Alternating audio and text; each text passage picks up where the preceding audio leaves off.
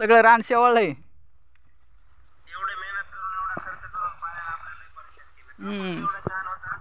हा कापूस तर लईच हे झालेलं दिसायला. तिकडे जाऊ आता.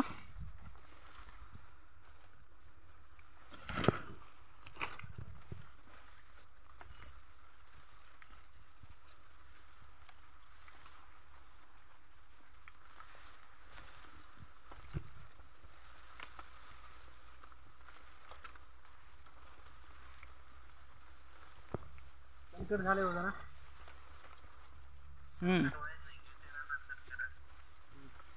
रान असताना कटत आहे. बेडवर नाही मध्ये.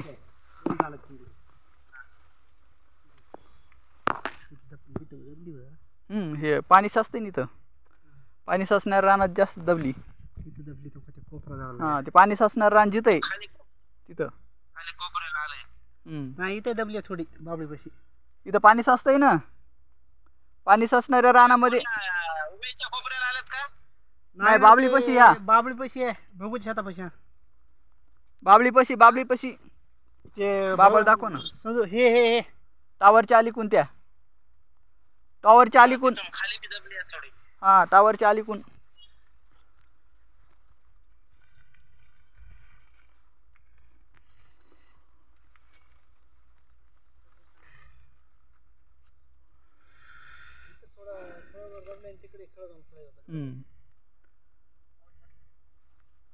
इकडे चला बरं.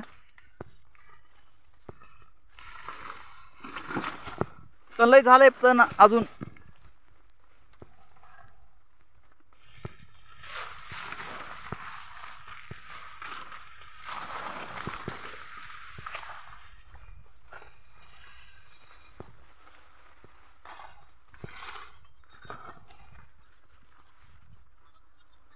हळदीचं फूल. हळदीचं फूल बघितलं का? हळदीचं फूल. हळदीचं फूल. हळदीचं फुल दाखवा. हॅलो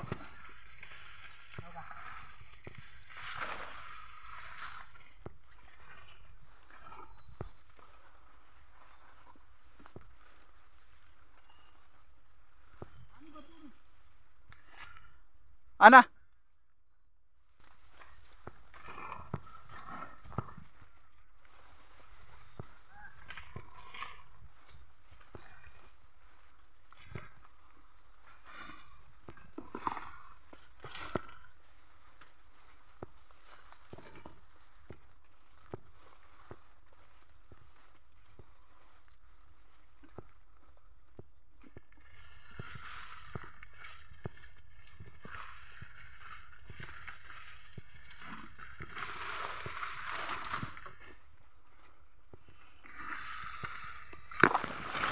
इतका दाटवा झाला इथं.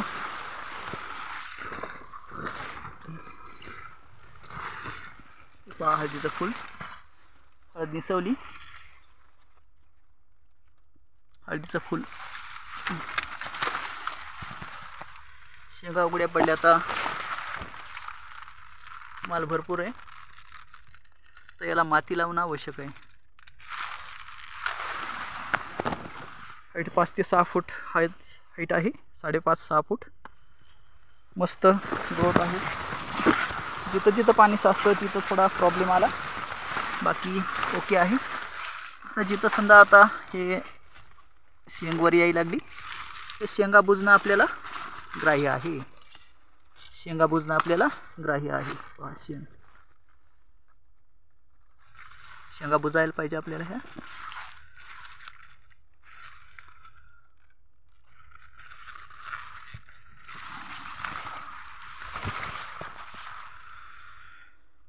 मस्त आहे. याला आता नवीन हे करप्याचे दोस्त तुम्हाला इमेजेट स्प्रे आपल्याला याला घ्यायचा आहे. करप्यासाठी करपा आणि कंद सडण थांबण्यासाठी याच्यामध्ये आपण कॅल्शियम पॉलिसल्फाईड आणि लाईम सल्फर हे घेणार आहोत. इकडे शेंग दाखवतो तुम्हाला. इकडे शेंगा कशा आहेत.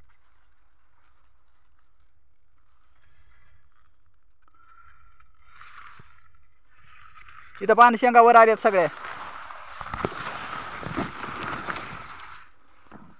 पहा इथं किती उंच हळद आहे. 6 फूट हळद आहे. आली ठोका शेंगा. हां आता हे शेंगा वर आल्या सगळ्या. हम्म. आता कोल्ड पडल्यानंतर ह्या शेंगा बुजा त्याला थोडी थोडी माती लावा. कोल्ड पडल्यानंतर याला थोडी थोडी माती लावा. शेंगा बुजून घ्या.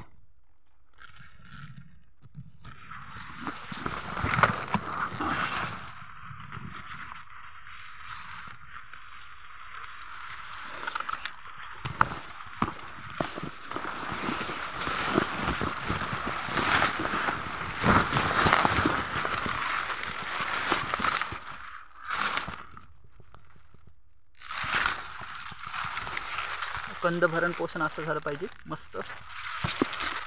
एका कंदाला जवळपास 2-3 किलो हळद परिपक्व झालेली आहे आपली. शेंगा भरलेल्या आहेत. कंद भरण मस्त झालंय. फक्त प्रॉब्लेम आला इथं की पाऊस जास्त झाला ह्या वर्षी आणि पाऊस जास्त झाल्यामुळं करपा लवकर आला आणि पाणी साचलेल्या रानामध्ये करपा येतो.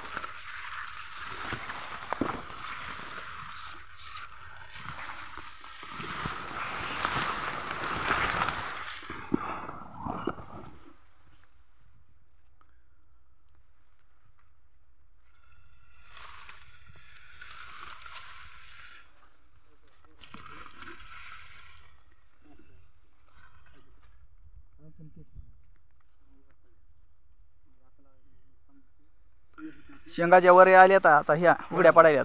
त्याला माती लावायची. गुरुजी ऐका ना, हे झाल्यावर ऐकून घ्या ना गुरुजी. आमच्या मनानं पहिले आता ह्या आईच्या नावामध्ये तर असं लगेच माती लागणार नाही. ह्याला वापसाशिवाय नाही वापसा झाल्यावरच ना. आता कुठं आता कुठं वापसा झाल्यावरच. आता अगोदर तुम्ही काय करा. करप्या आले सर. बरं मग करप्या पाऊस पडल्या जास्त झाल्या करप्या येतच. कोण्याही प्लॉटवर करप्या आहे. आज एक बी प्लॉट सुटलेला नाही आज ऑल महाराष्ट्र करप्या विना. फक्त कसं आहे स्प्रे ड्रेंचिंग शेड्यूल जर पूर्ण असलं तर कंट्रोल राहतं. त्या दिवशी उपटिलं होतं. कंट्रोल राहतं. आता काय करा तुम्ही तुर्तास याला ड्रेंचिंग सोडून द्या एक. करप्या स्टॉप होण्यासाठी एक. दुसरी गोष्ट हळदीचं भरण पोषण होण्यासाठी फॉस्फरिक ॲसिड आणि ॲम्युनो सल्फेट याच्यामध्ये आहे ते एक सोडायचं. आणि दुसरी गोष्ट स्प्रे याला तर 7-7 दिवसाला स्प्रे घेत असाल तर 4 घ्या आणि 15 दिवसाला स्प्रे घेत असाल तर 2 घ्या. असं जर केलं तर हे सगळं कवरमध्ये येईल. आणि तण जिथं कसं तर तणाचं व्यवस्थापन कसं करता. जर उपटून जर घेतलं तर चांगलं राहील. पण आता एवढं उपटाव कावा गुरुजी ऐका ना, आता तुम्ही 2 मिनिटं व्हिडिओ केला, तुम्हाला किती घाम आला, बायादम काढते. पण तेच म्हणाले उपटाव कसा आता हे तणनाशक वापरता का. 2 मिनिटं गेला गुरुजी. तणनाशक आणलंय बरं का. लाल पडायला लागलं.